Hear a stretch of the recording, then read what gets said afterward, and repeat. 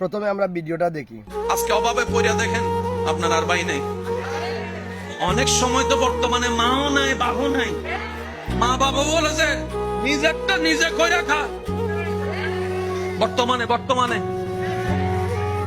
না বাস্তব আপনারা বলেন, যে ছেলে কামাইতে পারে তারও আদর, তার বউরও আদর, তার ছেলে মেয়েরও আদর, নাতি নাতির বুকে টাইনা নাই। আর যে ছেলে সংসারে টাকা দিতে পারে না তারও দাম নাই, তার বউরও দাম নাই, এমনকি ছোট ছোট বাচ্চা নাতি নাতিরও দাম নাই। কথা বলেন ঠিক না?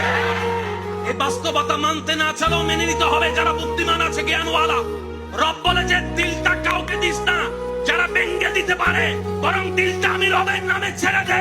আর আমি রব তেমন দয়াবান, পৃথিবীতে বাঙ্গা জিনিসের দাম থাকে না, কিন্তু তোর বাঙ্গা হৃদয়ের দাম তোর মার কাছে না থাকলে, বাবার কাছে না থাকলে, ভালোবাসার মানুষের কাছেও না থাকতে পারে, কিন্তু তোর বাঙ্গা হৃদয়ের দাম আমি রবের কাছে 24টা ঘন্টা আছে। সেজন্য দিলটা সবসময় দিতে হবে কাকে? ওকে জোরে বলেন, আরো জোরে। বান্দা হিসেবে দিব আল্লাহকে, উম্মত হিসেবে দিব নবীকে।